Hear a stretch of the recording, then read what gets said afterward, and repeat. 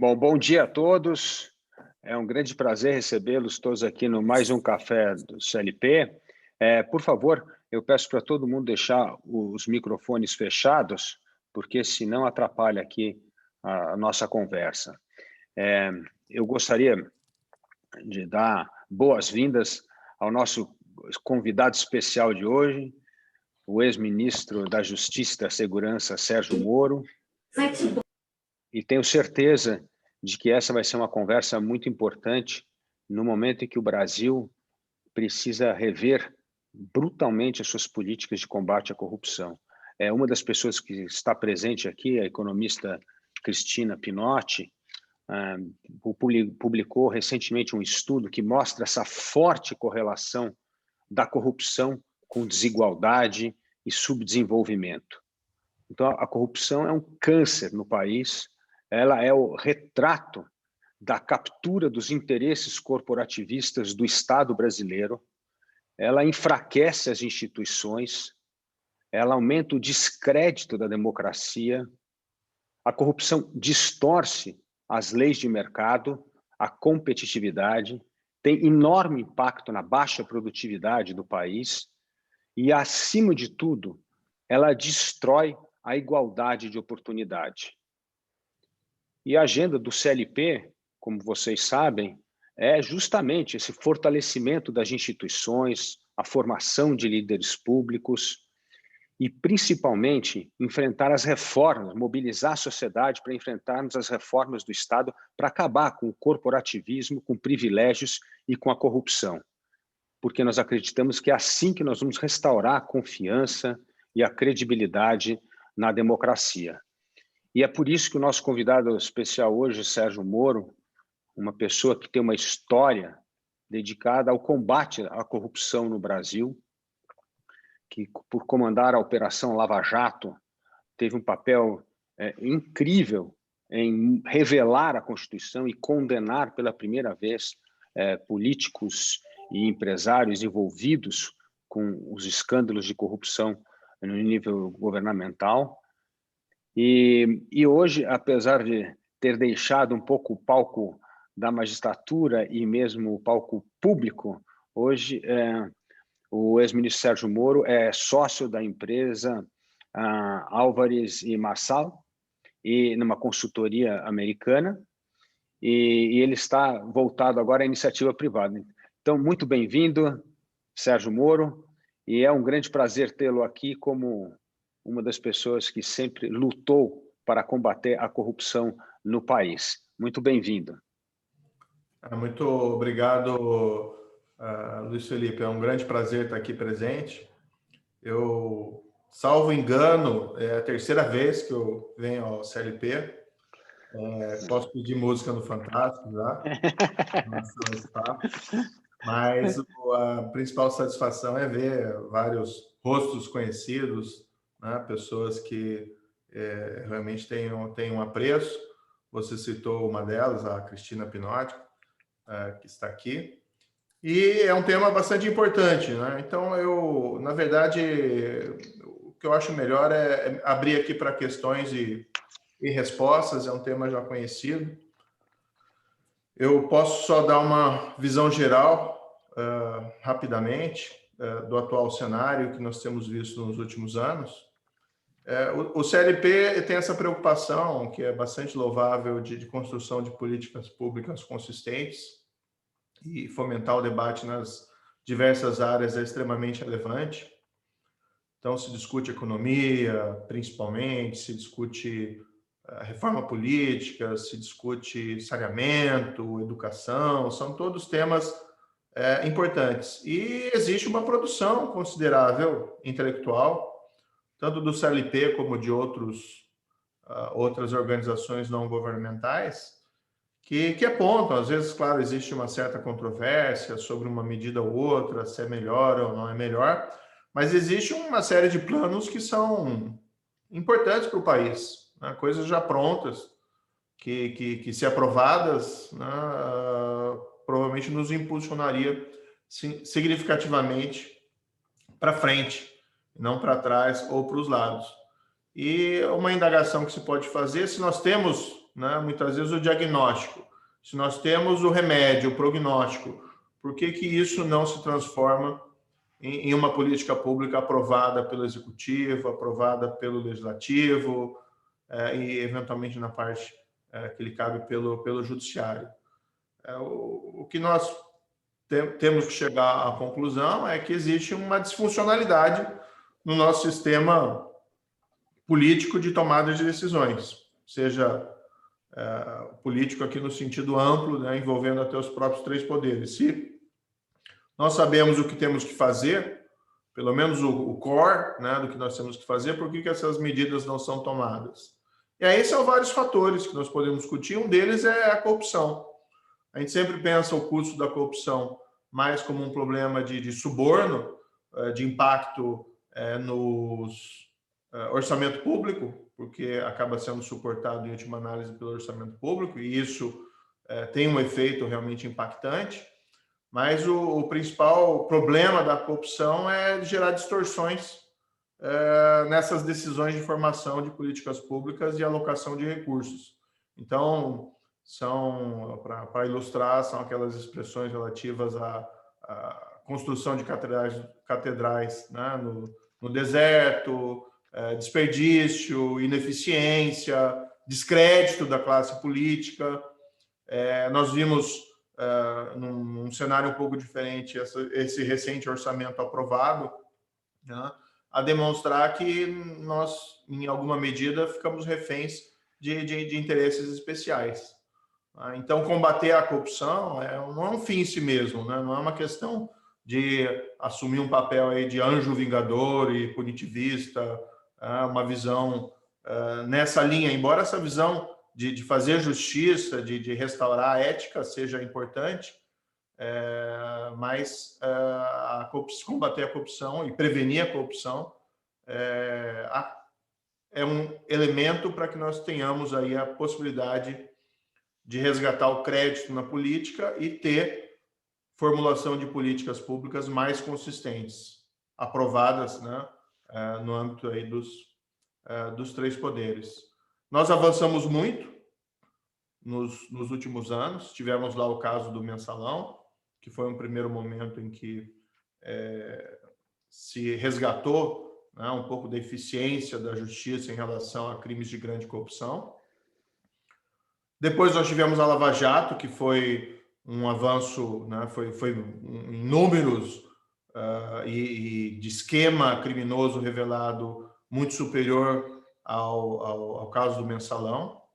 Pelo menos, se nós vamos pensar no retrato geral, foi a primeira vez que talvez nós tivemos um retrato negativo, mas um retrato bastante verdadeiro do que acontecia na administração pública brasileira.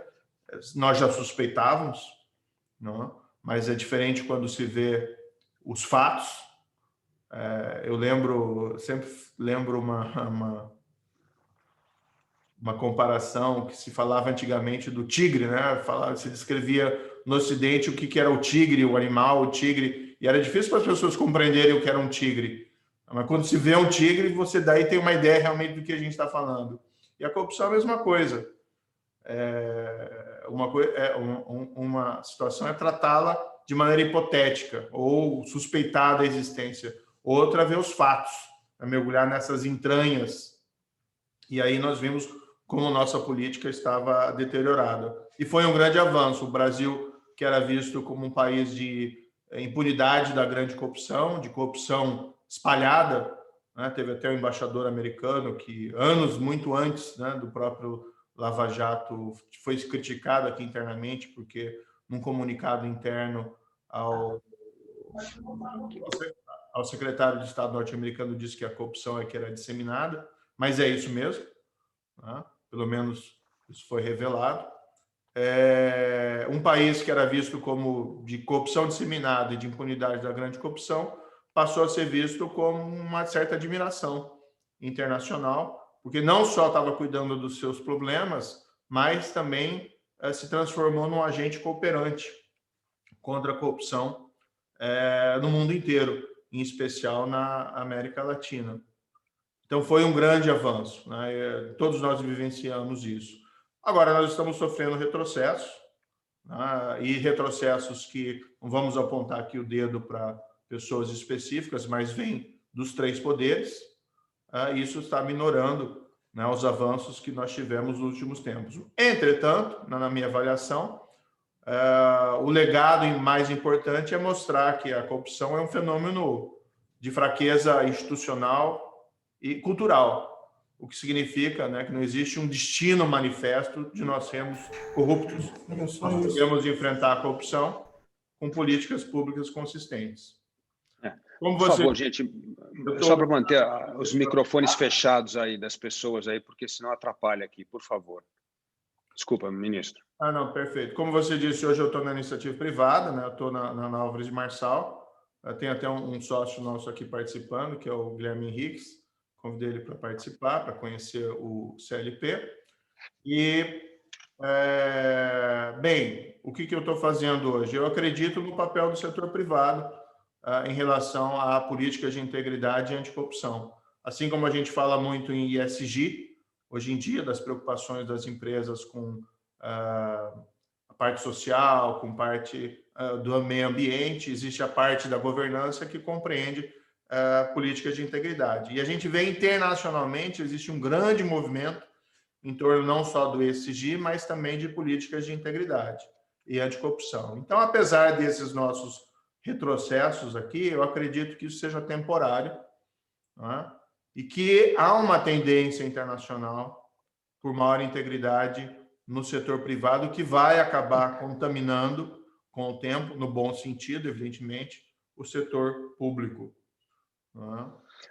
Além de nós estarmos cada vez mais no mundo pequeno, né? A globalização tem trazido avanços, por exemplo, em cooperação internacional entre as autoridades públicas, mas também questões relativas à jurisdição extraterritorial, o que nós vimos no próprio âmbito da Operação Lava Jato, né? Empresas brasileiras,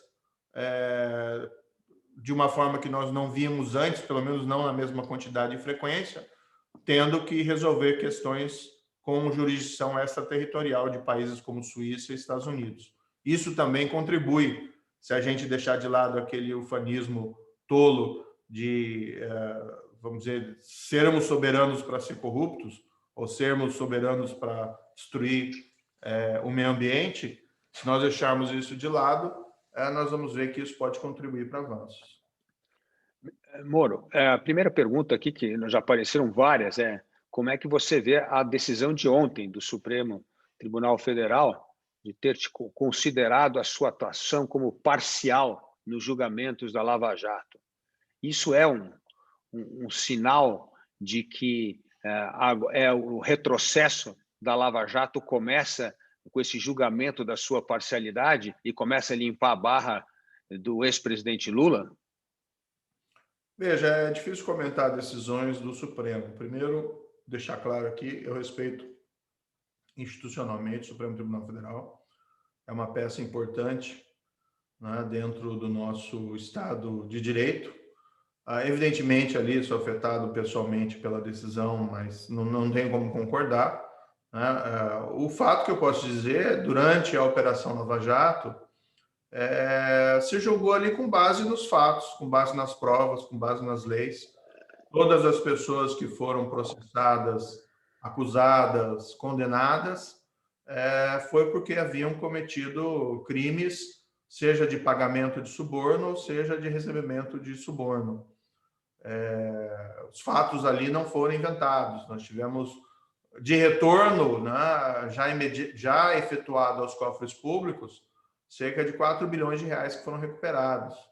As empresas envolvidas, várias das empresas envolvidas, fizeram acordos que a gente chama de leniência com o poder público, admitindo os fatos, reconhecendo os seus crimes, pagando indenizações.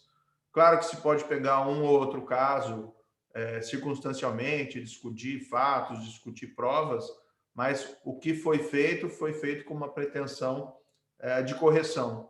E as decisões que foram tomadas foram mantidas pelo Tribunal de Apelação, pelo menos quando se fala dos casos em Curitiba, foram mantidas pelo Tribunal de Apelação de Porto Alegre, foram mantidos pelo STJ, Então, posso lhe assegurar que não existiu nenhuma espécie de persecução ou de julgamento tendo em vista a opinião política de X ou opinião política de Y. Eu, particularmente, nunca tive nenhuma animosidade em relação a nenhum acusado ali dentro do processo. Sempre tentei tratar esses casos da maneira mais serena possível.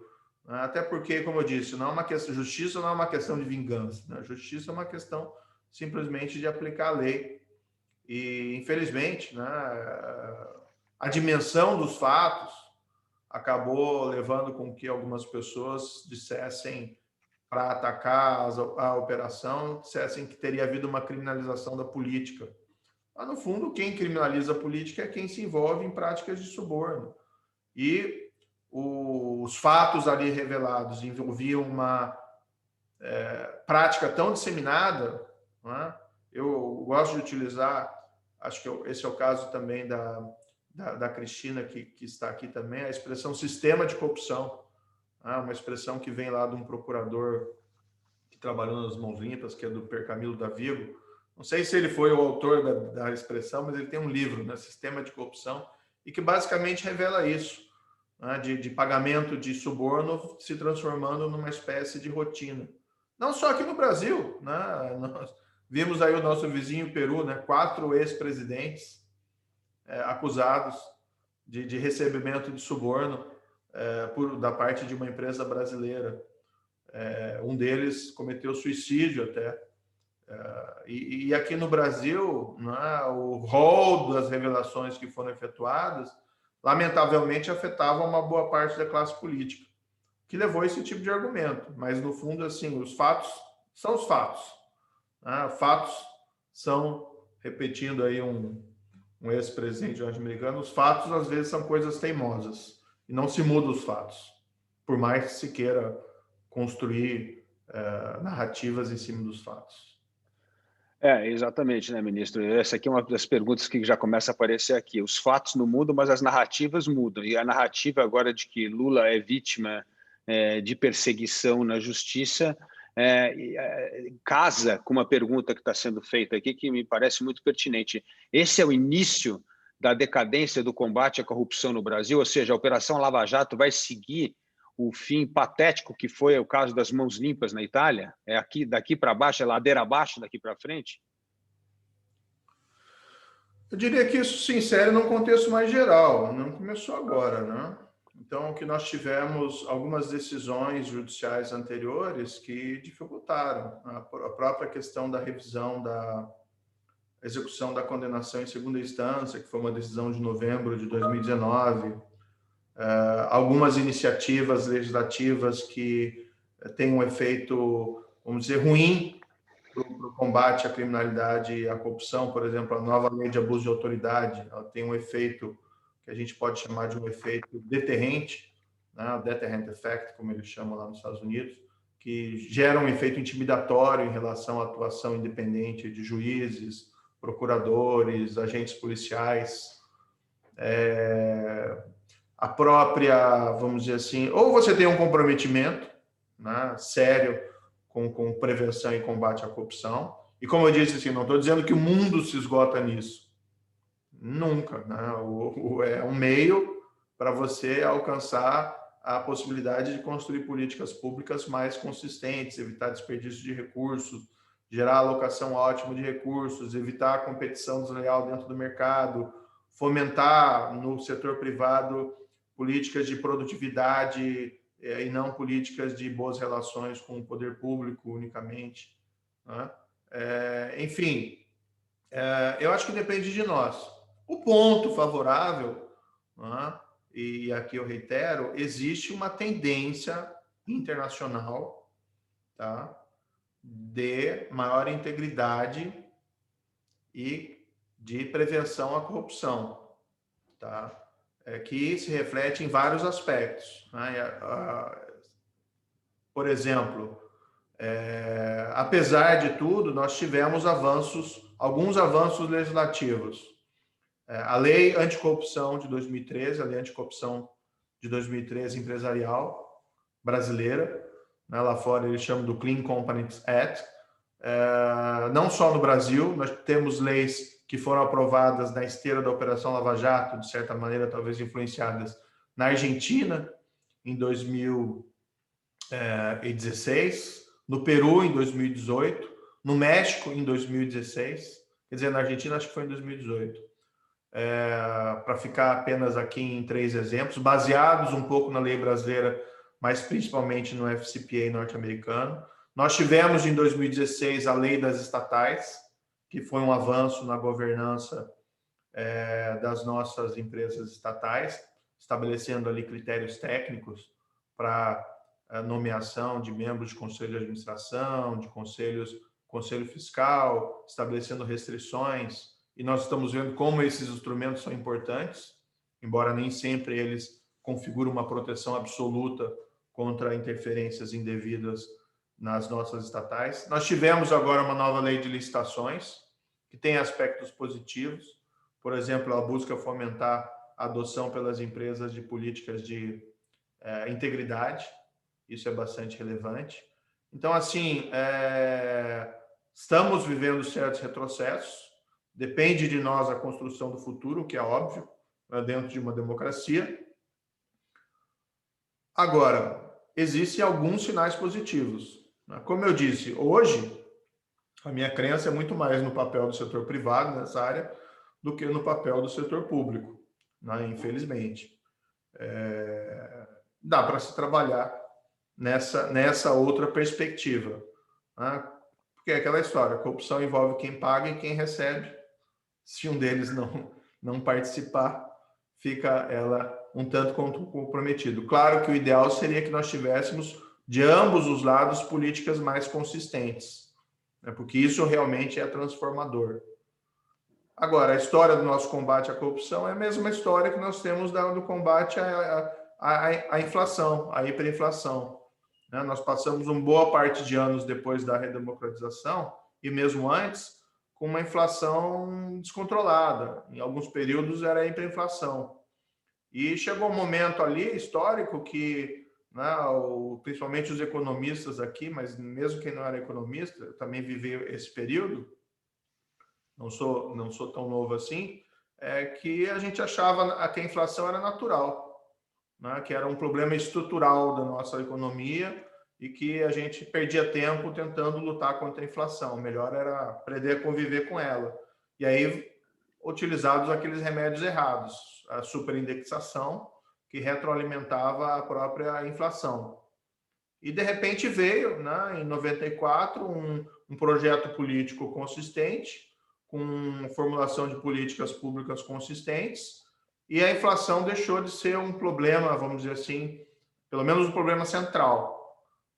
Agora, nós estamos vendo que, nós sabemos que, se não tomar cuidado, ela volta. Então, é sempre algo que vai ter que estar sendo trabalhado.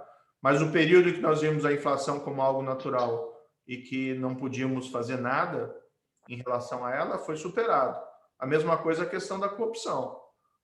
Dizer que a gente não pode fazer nada, bem, nós temos a Operação Lava Jato aí para mostrar que sim, né, nós podemos. Agora, precisamos continuar trabalhando. Ministro, uma das questões que começa a aparecer bastante aqui é que a luta contra a corrupção é a luta contra o corporativismo, é aprovar reformas para desmantelar esse poder do corporativismo público e privado que captura o Estado. E aí captura os benefícios e cria essa enorme distância, tanto de igualdade de oportunidade, como das regras de mercado, da livre iniciativa. Um pouco do que o senhor acabou de citar aí, a questão do Plano Real, o Plano Real também deu certo porque foi acoplado com várias reformas estruturantes do Estado que foi aprovado. Então, aqui a nossa questão é como avançar nesse combate ao corporativismo, ao privilégio, que acaba, sim, aumentando esse estímulo à corrupção. O senhor é otimista em relação à aprovação das reformas estruturantes no país? Entendo que ela é uma agenda necessária, né? E muito relacionado à corrupção, você tem os privilégios, né? O que se tem, em muitos casos, é uma captura do Estado, né, em prol de interesses especiais. Então, quando você se admite, por exemplo, que uma nomeação para um cargo em uma empresa estatal ou um cargo dentro da própria administração pública direta, que o critério a ser considerado seja eminentemente político, e isso leva com que muitas vezes sejam colocadas pessoas ali absolutamente despreparadas, né? Você está subordinando o aparelho, o interesse público ao interesse ali paroquial, a um interesse político partidário momentâneo, né? Então é preciso sim combater a corrupção, não só com mecanismos, precisa de punição, tá? Existe aquela velha história do risco e oportunidade, né? Do porrete e da cenoura, do stick and the carrot, e você precisa ter tanto a perspectiva de aumentar o risco como diminuir a oportunidade. Mas muito isso é refletido, né? A corrupção está dentro de um problema maior, que é o patrimonialismo, o loteamento, o desenvolvimento do setor privado com base em manutenção de relações especiais com o poder público. Não é? E você tem a construção de privilégio, você tem a construção de monopólio, você tem a construção de coisas que, evidentemente, não contribuem, né, para um melhor ambiente, seja do setor público, do setor político, mas também do ambiente do setor privado. Então, nós precisaríamos, assim, ao meu ver, uma série de reformas estruturantes, por exemplo, eliminar privilégios previstos na Constituição, às vezes até coisas simples, como fim do foro por prerrogativa de função, que acho que é uma disfuncionalidade. Você precisaria buscar uma certa blindagem da influência do poder político partidário nessas nomeações para cargos públicos. Como eu disse, a lei das estatais foi um avanço, mas por que não colocar isso também no âmbito da administração pública direta, em determinadas circunstâncias? Eu tive uma experiência que me chamou a atenção quando eu assumi o cargo de ministro, falando com o ministro anterior da minha pasta. A pasta era dividida em dois, não vou falar aqui o nome o nome do ministro especificamente, vamos manter isso sem revelar publicamente, mas o ministro me disse que assim que eu assumisse eu deveria demitir o fulano X, que era o secretário da pasta do ministério. E, para mim, você ficou um pouco surpreso, porque no fundo é um secretário nomeado por ele, pelo ministro. E, aprofundando a conversa, o ministro me confidenciou que aquele secretário tinha sido imposto a ele numa barganha política no âmbito do Congresso, e que simplesmente ele não concordava com aquele secretário. E o ministro, não concordando com aquele secretário, o que ele fez? Ele aceitou a contragosto, mas aí ele agiu para esvaziar a pasta. Ou seja, ele tirou os servidores, né, que trabalhavam ali dentro daquela secretaria, tirando a capacidade daquela secretaria de fazer o seu trabalho. Ou seja, um jogo de erros, né? E não tem como dar certo nessas circunstâncias. Então, precisa de uma agenda de reformas, não só no campo da corrupção, de eliminação de privilégios. Eu acho que uma reforma política é algo fundamental. Infelizmente, isso saiu um pouco da pauta, da agenda, porque, como eu disse no início, sim, precisamos nos preocupar com saneamento, educação, segurança, economia, né? As pessoas querem um governo que lhes dê oportunidades para que elas sejam felizes, construam a sua própria felicidade, mas precisam ter oportunidades. Precisa ter criação de oportunidades. Agora, a grande pergunta é, por que nós, tendo diagnóstico, tendo prognóstico, por que nós não conseguimos implementar essas políticas públicas?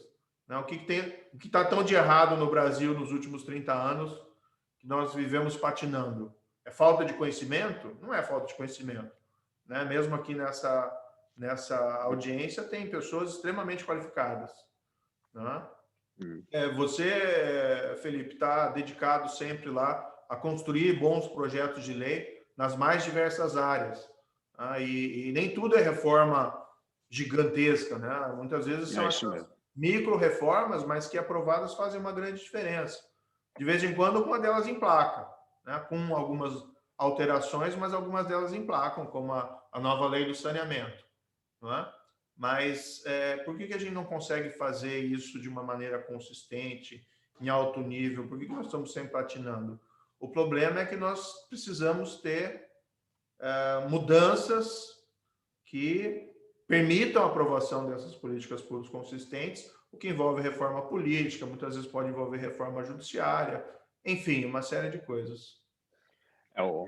Uma das causas célebres do CLP é justamente a reforma política, né? Nós defendemos o voto distrital misto há um tempão e é uma pauta que nós não deixamos morrer. Todo ano nós insistimos. E o problema, né, ministro, que acontece que muitas vezes não só não avança a reforma, mas como você pode ter aprovação de medidas que caem ao retrocesso, né? Agora mesmo começa a discutir suspender fim de coligação proporcional, cláusula de barreira ou distritão, coisas do gênero, que na verdade piora o sistema ao invés de melhorar.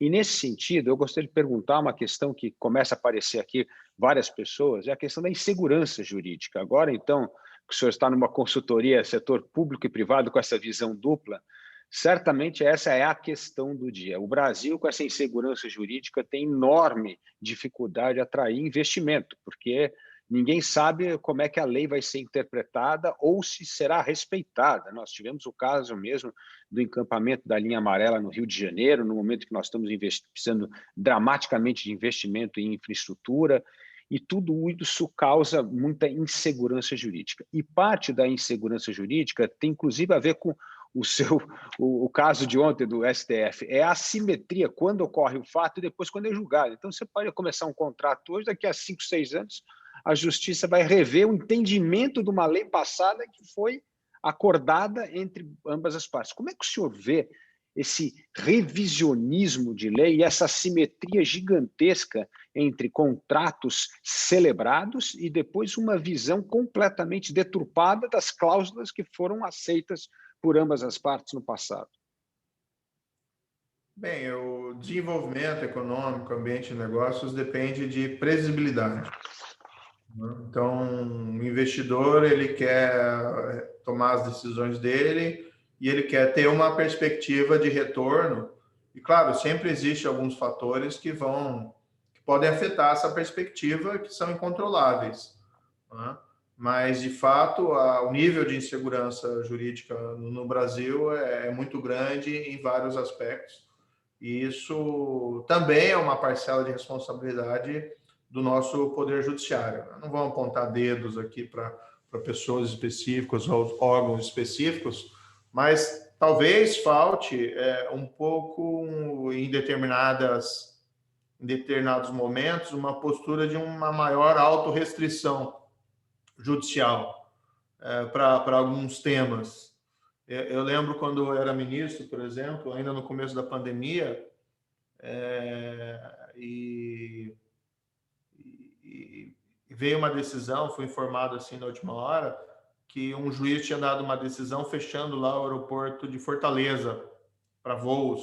E nós já tínhamos editado no Poder Executivo portarias proibindo o ingresso de estrangeiros no Brasil, salvo em circunstâncias assim muito limitadas, né? Que é uma medida razoável, vários países fizeram isso, que não estou defendendo a ação do governo na pandemia, não, mas essa medida tinha sido tomada. E, de repente, veio a decisão do juiz, fechando o aeroporto, proibindo qualquer voo, e tinha um voo vindo dos Estados Unidos repatriando brasileiros, né, que queriam voltar para casa, que tinham sido surpreendidos por essas barreiras e pela queda dos voos, e a muito custo tinham conseguido um voo. E, de repente, essa decisão acabou inviabilizando a volta desses brasileiros. Depois conseguiram contornar de uma outra maneira, né? Mas gera, às vezes, uma interferência que às vezes, o juiz tem que proferir uma decisão quando eles têm melhores informações do que, por exemplo, o Poder Executivo, o Poder Legislativo, ou adotar com uma certa postura de autorrestrição. Claro que pode-se ter alguma espécie de ativismo em determinadas áreas, mas às vezes falta um pouquinho de prudência na interferência em algumas políticas públicas. Eu gosto sempre de citar um exemplo que se teve na jurisprudência da Suprema Corte norte-americana. Eles tiveram um período lá que eles chamavam de Era Lochner, que é baseado num caso, Lochner versus Nova York, de 1905, em que a Suprema Corte americana, baseada assim, em algumas noções um tanto quanto extremadas de laissez-faire, passaram a invalidar toda a legislação de intervenção no domínio econômico, seja federal ou seja estadual, inclusive leis que fixavam um salário mínimo, né? Leis que proibiam trabalho infantil. É uma coisa assim um tanto quanto assustadora, mas nós estamos falando no começo do século XX. E a Suprema Corte foi muito criticada nesse período, mudou essa jurisprudência só quando veio o New Deal, do Franklin Roosevelt, e a partir de então eles começaram a adotar um duplo padrão na revisão de políticas públicas. Se é matéria econômica, nós vamos dar uma grande deferência às decisões tomadas pelas outras esferas de poder. Se for temas envolvendo direitos fundamentais, em especial alguns direitos fundamentais, nós podemos ter uma postura mais ativista, né? Talvez aí seja o caminho a ser seguido. Então, naqueles campos nos quais é uma tradição do Poder Judiciário a sua atuação, em matéria de direitos fundamentais, em matéria de aplicação da lei criminal, que é o campo próprio do Poder Judiciário, não estou dizendo aqui ativismo, mas o Poder Judiciário pode ter mais, deve atuar com um certo campo maior de liberdade. Agora, interferência em política econômica eu acho um pouco complicado, né? Não que não possa em absoluto, mas o que me parece mais recomendável é uma atuação, uma postura de autorrestrição. O ministro Moro, muitos participantes aqui do nosso CLP Talk são gestores públicos, porque, afinal de contas, é isso que o CLP faz, é formar lideranças públicas, né? E os gestores públicos fazem uma pergunta aqui que é muito pertinente. Hoje, o excessivo ativismo do Ministério Público, Tribunal de Contas e de outros órgãos fiscalizadores praticamente inviabilizam ou fazem com que os gestores públicos estejam de mão atadas. Como é que o senhor vê esse papel de órgãos fiscalizadores ingerindo, na verdade, no poder legítimo do mandatário e do governo? Às vezes existe, como eu disse, alguns excessos, né? Então a gente pode pontuar alguns excessos, mas evidentemente não é esse o caso das pessoas que fizeram as perguntas, mas é difícil encontrar vamos dizer assim, um remédio abstrato para essas situações específicas. Porque também existe, né, a necessidade de submeter alguma espécie de controle às políticas públicas. O caso do Tribunal de Contas, sinceramente, eu acho que o Tribunal de Contas, às vezes, interfere no mérito, né, dos atos administrativos, quando a discussão deveria ser mais em torno de licitude ou ilicitude, legalidade ou ilegalidade dos dispêndios, né? A partir do momento em que eles passaram a entender que eles podiam também analisar a eficiência das políticas públicas, eles passaram a interferir um pouco nas opções que cabe ao administrador, não tanto a eles. Claro que se eventualmente tiver uma situação gritante, é um pouquinho diferente. No campo do judiciário, como disse, é a mesma situação que eu coloquei antes. Precisa ter uma postura um pouco mais de autorrestrição e interferência em algumas políticas públicas. E também a percepção de que há direitos que dependem de orçamento, né? Então, às vezes, também não é o administrador que não quer implementar aquele direito, mas não existe orçamento suficiente para tanto. Agora, eu tenho uma dificuldade assim de poder afirmar isso em abstrato, porque existem também a possibilidade de determinados casos submeter uma determinada política pública a um escrutínio rigoroso, né, e fundamentado, e eventualmente apontar, né, ao administrador, essa realmente não é uma decisão mais correta no sentido de igualdade de direitos. Para colocar um exemplo aqui, vamos sair para fora do Brasil um pouco, não é? Mas voltando à Suprema Corte norte-americana, né? Eu gosto de falar da Suprema Corte norte-americana, acho que tem uma produção muito interessante. Mas na década de 50, lá nos Estados Unidos, a Suprema Corte norte-americana tomou uma decisão dizendo que a segregação racial nas escolas públicas era inconstitucional. Até então, eles tinham uma política lá de separados, mas iguais.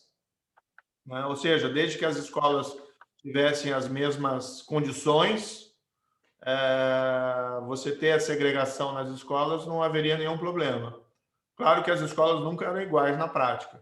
Mas, enfim, muitos também diziam, olha, esse é um ticket que a Suprema Corte não deve comprar. Isso tem que ser uma evolução paulatina, cultural. A mesma coisa quando se diz de corrupção, né? Vamos combater a corrupção. Não adianta fazer nada, é uma questão cultural. Né? Então, aquela questão de remeter às calendas gregas quando nós vamos resolver o problema cultural. E a Suprema Corte tomou uma decisão importante, em 1954, dizendo, não, isso aqui é errado. Isso aqui é tratar... Você tem recursos públicos e você está alocando esses recursos públicos de uma maneira discriminatória. Então, é possível também, né, o judiciário interferir em determinadas políticas públicas. Agora, precisa ter fundamentação, precisa ter rigor e não voluntarismo, o que às vezes a gente verifica em algumas hipóteses. Mas compartilho das angústias desses gestores. Eu também fui ministro da Justiça e Segurança Pública, e a gente vê às vezes como é difícil, como a máquina é lenta, como a burocracia é complicada, mas ainda assim é possível fazer, né? Fazer boa gestão. Não quero falar que é um pouco complicado fazer autorreferências, mas nós, durante o período de ministro da Justiça, nós fizemos coisas boas, independentemente de projetos de lei ou de trabalho junto ao legislativo, ou mesmo fora da área anticorrupção. Nós, por exemplo, fizemos trabalhos importantes contra o crime organizado, vamos dizer, executando e implementando o nosso Banco Nacional de Perfis Genéticos, que é algo importante para a elucidação de outros crimes. No campo do consumidor, nós tivemos ali bons avanços de políticas públicas com gestão executiva, não necessariamente se precisa mudar a lei. Claro que às vezes mudar a lei é importante, mas, enfim, tem espaço para avançar, sim. O seu espírito público é o tema das próximas perguntas aqui. Se o senhor tem tanto espírito público, vai entrar na disputa eleitoral de 2022 e ser candidato à presidência da República e enfrentar Lula e Bolsonaro, quebrar o monopólio dos populistas? Eu tenho repetido, o meu foco atual é o setor privado. Né? Eu ingressei nessa consultoria Alves Marçal.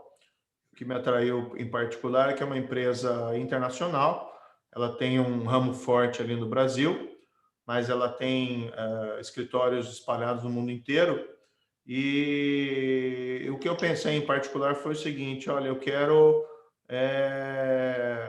não só ter uma boa oportunidade profissional, mas eu quero crescer, amadurecer como profissional. E a melhor forma é você começar a pensar a nível global, né? Ter essa possibilidade de interação com equipes de outros países para você crescer. Né? Eu vi de um grande empresário brasileiro recentemente uma afirmação no sentido de que a cada 10 anos você tem que se reinventar. Né? Como eu passei 22 anos na magistratura, então eu estou com crédito, né? Tem que aproveitar esse crédito. Enfim, eu acabei fazendo essa opção. Como eu disse, eu acredito no poder aí do setor privado. Nós estamos vendo hoje na questão ambiental, né, como tem surgido iniciativas no âmbito do setor privado para buscar compensar um déficit de discurso de políticas públicas do setor público nessa área. Claro que isso não evita os problemas que nós estamos tendo, mas, de certa maneira, demonstra essa percepção de que nós não precisamos nós não podemos ser tão dependentes assim do governo em algumas matérias. Nós estamos vendo nessa iniciativa também, que é bastante louvável, o Unidos pela Vacina, né? O setor privado buscando soluções para remediar as carências, né, vinda do setor público nessa área. Não existe a possibilidade, pelo que se viu até o momento, de aquisição privada de vacinas, mas existe toda uma estrutura que o setor privado pode colaborar para agilizar a vacinação, né, porque é claro que exige muito mais coisa do que somente a vacina. E no campo como eu disse, do campo anticorrupção e integridade, da mesma forma, acho que o setor privado tem muito a contribuir, não é? Criando um melhor ambiente de negócios e, indiretamente, embora isso seja feito porque é um ativo para a empresa, também é uma forma de contribuir para a construção de um país melhor. Então, meu foco atualmente é esse trabalho no setor privado, tenho tentado ficar longe dessas disputas eleitorais. Estou observando como um bom cidadão, né? E preocupado. Acho que realmente nós temos que nos preocupar com o que pode acontecer em vários aspectos, né? Nós vamos continuar o nosso caminho de patinar, né, como temos feito nos últimos 30 anos, ou poderemos avançar.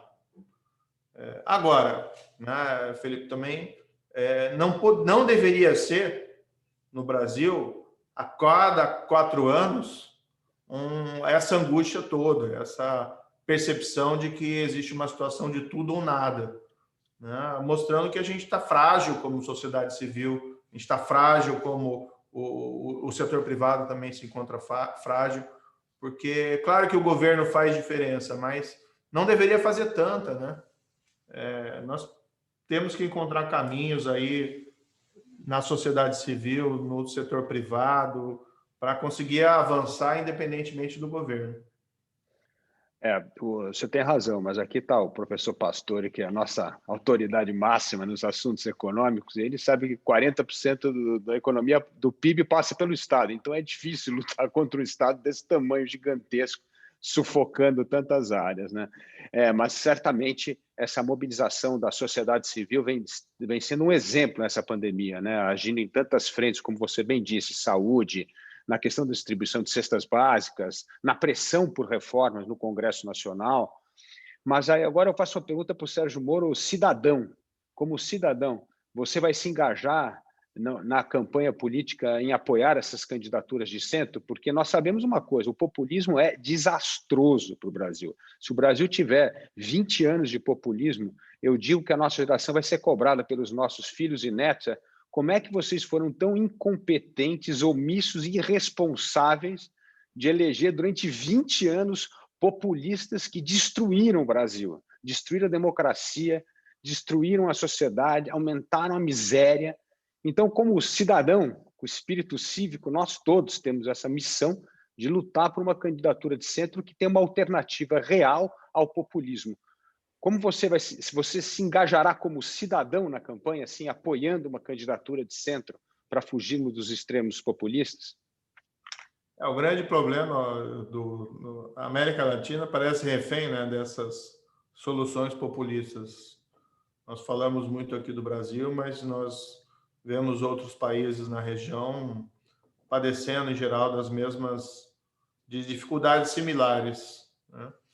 Precisamos realmente construir instituições mais fortes, como eu disse, não pode ser um Deus nos acuda a cada 4 anos e ficarmos reféns de escolhas trágicas, né, que envolvem esses populismos. Talvez esse fenômeno tenha sido agravado pela utilização nos últimos anos de redes sociais, né,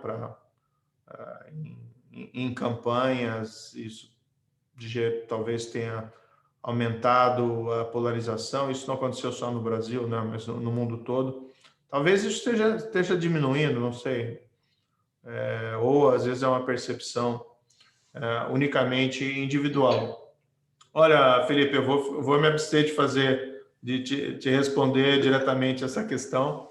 Né? Como eu disse, o foco agora é no setor privado. Vejo com preocupação, né, o cenário político.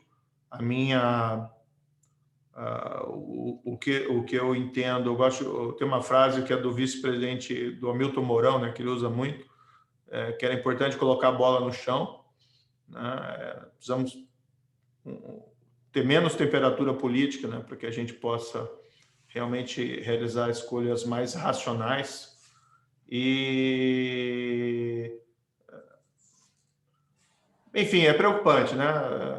Às vezes, trocar um problema por outro problema não resolve muito a situação. Vamos esperar como os fatos se desenvolvem.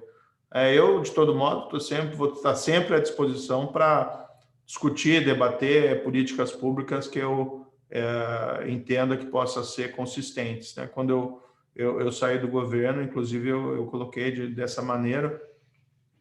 Eu entrei com um plano, com um projeto, vi que o projeto não tinha condições de ser realizado dentro daquele governo, e saí. E claro que eu estou sempre disposto a abraçar uma boa causa pública e ajudar nesse tipo de construção. Mas em matéria de político partidário, eleitoral, eu vou me abster agora de fazer uma declaração específica. Tá bom, respeitamos. Mas uma questão, você está agora na iniciativa privada, está vendo como o Brasil hoje tem dificuldade em atrair investimentos externos, justamente por causa da volatilidade política, por causa da insegurança jurídica. Como você vê a imagem do Brasil hoje no exterior, principalmente agora que você está numa empresa multinacional? Isso deve passar com uma eleição mais serena, ou isso deve continuar punindo o Brasil em não receber investimentos externos em larga escala por causa da volatilidade política e por causa da insegurança jurídica? Se vivem de alguns momentos. Então, eu tive até a oportunidade de conversar com alguns fundos estrangeiros em certas oportunidades. Por exemplo, esse próprio combate à corrupção, o aumento de políticas de integridade é algo facilmente vendável lá fora, né? Porque o investidor quer previsibilidade. E a questão da corrupção também é algo que afeta a previsibilidade. Então, eu ouvi de não poucos fundos estrangeiros a afirmação de que a Lava Jato abriu o mercado para eles, abriu o mercado brasileiro para eles, porque antes eles não tinham coragem aqui de colocar dinheiro. Claro que isso não é uma política de todos, né?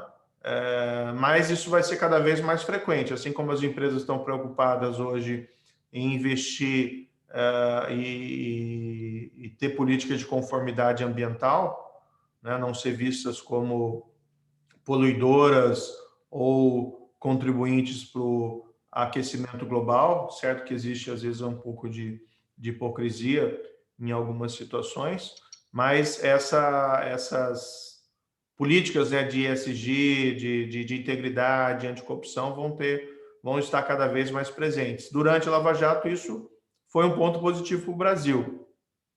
Hoje a imagem do Brasil está desgastada. Agora, o Brasil é um país muito relevante em termos de dimensão, população, economia, para se tornar um completo pária internacional. Existe um volume de recursos hoje disponíveis, né, no mundo, e o Brasil vai continuar atraindo investimentos. Poderia atrair mais se tivesse uma melhor imagem internacional nesse momento. Mas vamos acreditar que o Brasil é maior do que os nossos problemas circunstanciais e que eles podem ser superados. Esperamos que sejam superados em breve, sem que seja trocado um problema pelo outro. Mas é aquela história, né? O Brasil tem tudo para dar certo, se é o país do futuro, mas estamos patinando há uns 30 anos, com alguns bons momentos nesses últimos 30 anos, mas sem uma consistência a longo prazo. É ruim para todos. Ministro, tem duas últimas perguntas aqui, o nosso tempo já está esgotando. Uma é se o senhor se arrepende de ter participado do governo, e a segunda, se vale a pena ser honesto no Brasil. Olha, não me arrependo, porque, no fundo, eu vi...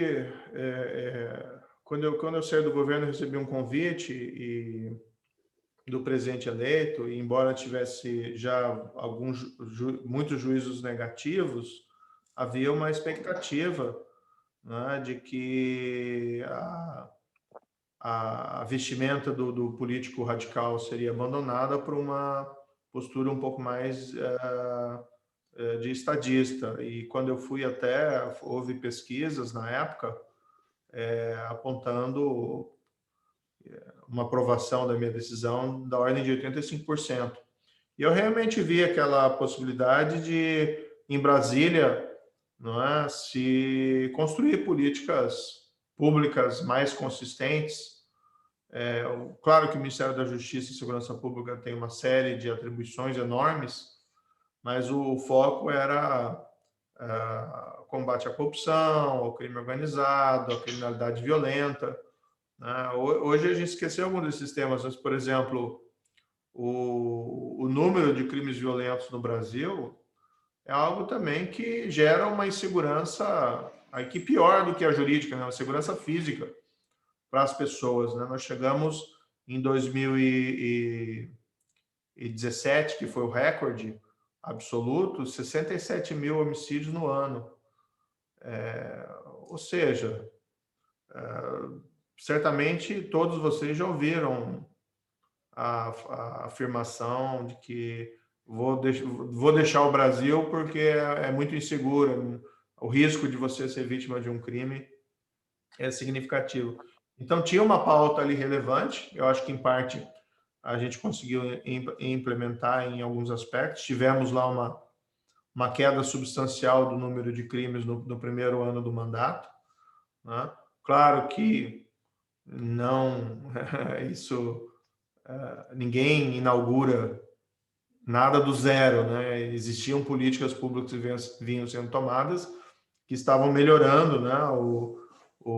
Estavam gerando a redução da criminalidade, mas nesse percentual que aconteceu nesse ano, 19% de queda de homicídios, foi algo realmente inédito na nossa história. No ano seguinte, né, em 2020, eu saí e aí não teve como acompanhar muito, e de todo modo nós tivemos o problema da pandemia, que nubla toda a possibilidade de uma comparação na estatística com o passado. Eu achava até que os crimes iam cair, né, mas depois se constatou que, no fundo, eles aumentaram em 2020. Também em decorrência, talvez, de outros fatores, de outras políticas que foram adotadas pelo Executivo, e que, infelizmente, eu era contra no Ministério da Justiça, mas não conseguia, assim, ser uma força suficiente para obstaculizar, como essa questão da expansão, né, do porte de arma, posse de arma no Brasil, que eu acho realmente contraproducente para fins de controle da violência. Então, não me arrependo, porque eu acreditei que se poderia desempenhar um papel relevante na construção, não é, de políticas públicas em Brasília, né? A gente até falava brincando assim, repetindo uma frase: o combate à corrupção começa em Curitiba, mas só pode terminar em Brasília, né? E quando eu verifiquei dentro do governo que eu não teria essas condições, ou que estavam sendo adotadas medidas que eram inconsistentes com aquilo que eu acreditava, eu saí. Eu acho que eu permaneci fiel naquilo que eu acreditava. Claro que o pessoal constrói teorias conspiratórias e fala um monte de bobagem, um monte de mentira. Existem essas redes, né, de ódio, de fake news, com coisas muito absurdas. Mas, enfim, eu particularmente tenho a minha consciência tranquila, né, de que fui para um projeto que acreditava que poderia ali ser um transformador, quando eu percebi que não haveria essas condições, eu simplesmente saí. E não, vamos dizer assim, não desisti desse projeto. Tá? Agora, acredito que busco contribuição para ele de uma outra forma. E a segunda questão, qual que é mesmo? Se vale a pena ser honesto no Brasil. Essa para concluir. Olha, a questão da honestidade e integridade, primeiro, é uma questão de consciência. Então, é uma questão de ter o sono tranquilo. Não é? Eu acho que o principal, o que nos angustia a alma é o arrependimento de ter feito coisas erradas. Não é? Então, eu posso dizer aqui que eu particularmente tenho a minha consciência muito tranquila a respeito das minhas ações do passado. Posso ter não tomado a melhor decisão em algum momento, mas tomei a melhor decisão considerando as circunstâncias que eram conhecidas naquele momento que foi tomada. Também não sou senhor da razão, né? Então, eventualmente, posso ter cometido algum erro de avaliação. Mas aquela pretensão de correção, aquela ideia de fazer sempre a coisa certa, sempre foi um princípio que guiou, né, os meus passos. Acho que isso é extremamente relevante. E sim, vale a pena, né? Mesmo a gente vê hoje no mundo dos negócios, a integridade é um ativo. Uma empresa que vem investir capital no Brasil, muitas vezes ela quer fazer aqueles procedimentos de due diligence e ela quer saber não só de passivo tributário, né, de dívida, ela quer saber a empresa tem problemas aí com a lei, qual que é a reputação dela. Eu compro essa empresa e de repente aparece um escândalo de corrupção passado, né? Como é que eu vou enfrentar isso? As empresas que melhor se saíram, né, depois de escândalos de corrupção ou de fraude, foram aquelas que reagiram mais rapidamente, né? A gente pode comparar o que aconteceu com a Siemens com o que aconteceu com outras empresas que demoraram muito, às vezes, para reagir da forma apropriada. Então, mesmo para o mundo dos negócios, a integridade é um ativo. Para a parte política, igualmente. Nós hoje talvez estejamos num momento um pouco ruim, em que é impressionante, né? Tantos agentes políticos enrolados em posições de poder, né? Ou de perspectivas de poder, algo que nos entristece bastante. Mas a integridade sempre vai ser um ativo, inclusive político, importante, né? E quando você não tem isso, você se vira refém, né? O que a gente vê em as pessoas que ocupam posições de poder relevante é que a pessoa acaba virando refém do sistema porque ela tem um telhado de vidro, né? Porque ela nunca vai ter aquela liberdade total de tomar as ações que ela reputa apropriadas, claro, dentro de um Estado de Direito, porque ela está ameaçada de um processo, de uma investigação e não tem aquelas condições de atuar com liberdade. Por isso, assim, eu acho que integridade, primeiro, é uma questão de princípio, é uma questão de consciência, mas não vejo como a desonestidade pode ser um ativo em qualquer perspectiva, né? Nunca é bom, nunca é bom. Ministro Sérgio Moro, muito obrigado pela sua participação aqui no Café do CLP. É sempre bom ver uma pessoa com espírito público, que teve um papel fundamental na defesa do combate à corrupção com a Lava Jato, que prestou a sua cota também de sacrifício político, agora está no setor privado, mas nós contamos muito com o seu apoio cívico nessa eleição de 22, porque o seu apoio vai sim fazer a diferença na escolha de um candidato capaz de quebrar essa polarização nefasta desse populismo de esquerda e direita que vem destruindo o Brasil nos últimos 20 anos. Então, eu agradeço muito a sua participação aqui em nome do CLP e a todos os nossos convidados que ficaram aqui conosco essa manhã. Aqui nós tínhamos mais de 130 pessoas participando dessa conversa e que são todas pessoas que também querem ver esse Brasil melhor, lutam por um Brasil melhor, pelas reformas estruturantes, e é sempre bom ter experiências e pessoas inspiradoras para continuar essa nossa missão de fazer um país melhor. Muito obrigado. Eu Muito que obrigado a agradeço mais uma todos. vez, um prazer estar aqui, né? E fico feliz de ver várias faces já conhecidas. Fico à Muito disposição. obrigado. Muito obrigado. Então, bom dia a todos e até o próximo café do CLP, que será na próxima terça-feira, dia 27. E o nosso convidado será o governador de São Paulo, João Dória. Obrigado a todos e bom dia.